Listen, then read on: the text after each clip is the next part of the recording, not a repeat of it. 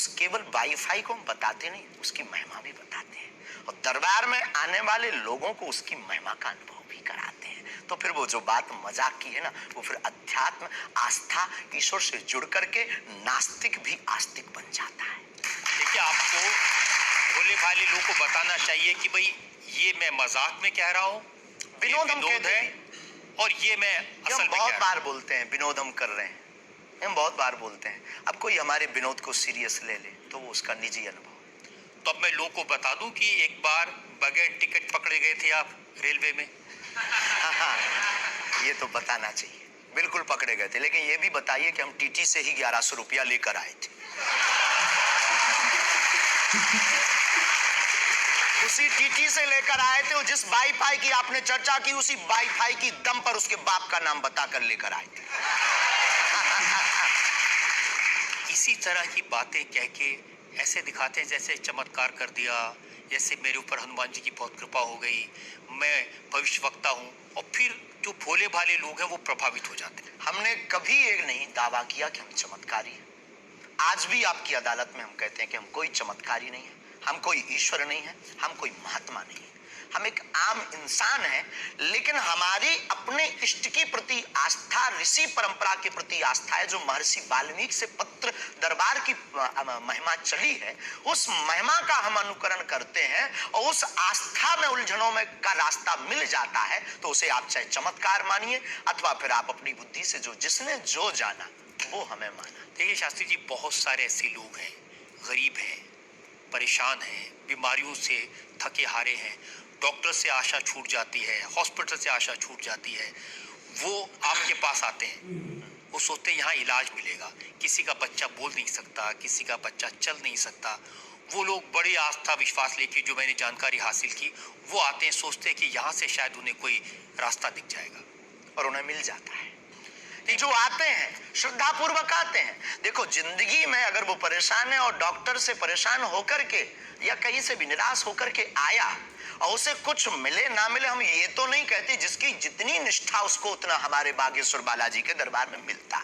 और अगर नहीं मिलता, अगर उसे जीवन जीने की अगर डांडस और सात्वना मिलती है, तो क्या ये भी कम है? बिना पैसों में, बिना दक्षिणा दिए, बिना कुछ लगे अगर हनुमान जी से जुड़ रहा, अगर वो प्रभु से जुड़ रहा, अगर उसे जीवन जीने में 4 दिन की जिंदगी है, डॉक्टर ने कह दिया तुम मर जाओगे, लेकिन बागेश्वर धाम के नाम से उसके चेहरे पे मुस्कुराहट है कि मेरा हारे का सहारा है, तो अगर ये मुस्कुराहट उसके चेहरे पर आती, इससे किसी को गुस्ताखी क्यों? देखिए, अगर बागेश्वर धाम आने से लोगों का इलाज हो जाता है तो फिर आपको कैंसर हॉस्पिटल बनाने की क्या जरूरत है? यही तो हम बताना चाहते हैं कि दुआ और दवा दोनों आवश्यक है। हमने ये नहीं कहा कि हम डॉक्टरों के खिलाफ हैं। अब मैंने पूछ लिया तो आपने दवा ऐड कर दिया उसमें। नहीं, हमने औषधालय बागेश्वर धाम पर खुलवाया है और मंदिर के समीप खुलवाया है। वहां पर ग्राम पंचायत का भवन है, वहां पर आयुर्वेदिक औषधालय है।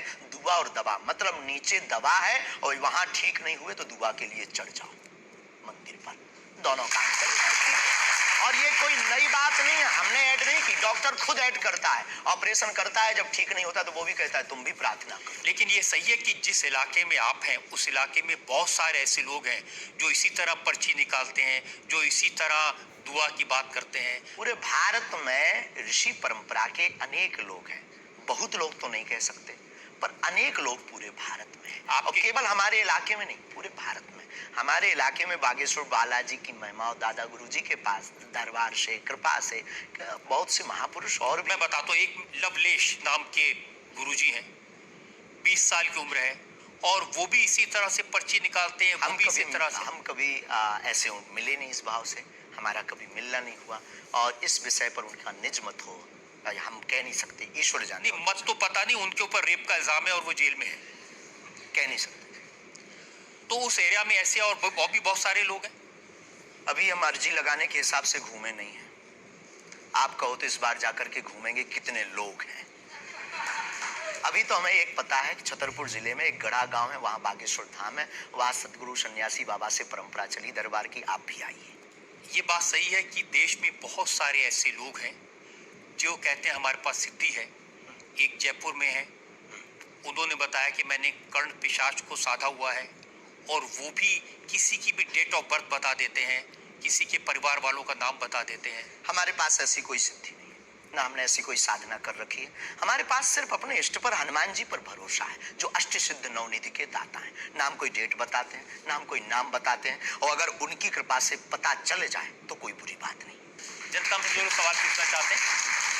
आमतौर पर क्या होता है कि संत का नाम आते ही हमारे माइंड में एक इमेज बनती है कि गाड़ी होगी, बहुत ही जो उनकी वेशभूषा होगी बहुत ही सिंपल और सरल होगी, लेकिन आपकी वेशभूषा देख के, टोपी देख के लगता है एकदम कलरफुल रहता है। आपकी वीडियो दुनिया ही रंगीन है तो साधु को भी रंगीन होना चाहिए। बहुत बढ़िया, बहुत बढ़िया। जब 7 रंगों की भरी दुनिया है माय डियर सिस्टर, 7 रंगों से भरी दुनिया है, तो मुझे क्या दिक्कत है? और हम कोई साधु नहीं, हम कोई महात्मा नहीं, ना हमने चोला ले रखा है। हम एक वर्ण व्यवस्था की बात नहीं करेंगे, हम एक गुरु के शिष्य हैं और आम इंसान हैं। और अगर कोई सरनेम पूछे तो हम शुक्ल वंशीय सरयूपारी ब्राह्मण है। तो जो 7 ब्राह्मणों की वेशभूषा है वो हमने धारण की, गुरु के नाते हमने ये पादुका अपनी एक परंपरा को निर्वहन करने के लिए धारण की। और टोपी कोई आया तो दे गया, अगर आप कुछ दो बहन हमें तो वो भी स्वीकार है।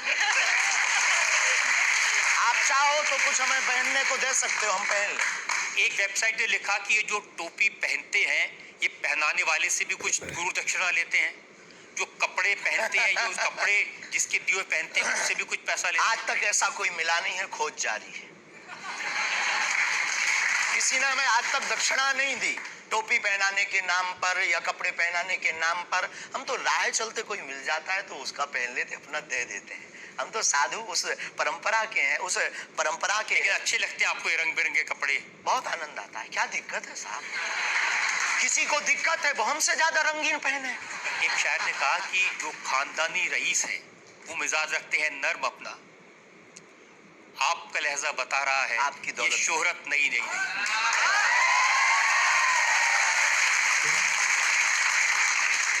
लोगों को लगता है, हमें लगता है कि हमारे जीवन में न हमें धन प्रिय है, न मान प्रिय है, न सम्मान प्रिय है, हमें हनुमान प्रिय है। और हमने जब से जन्म लिया तब से हम धनवान हैं, क्योंकि हमारे हनुमान है।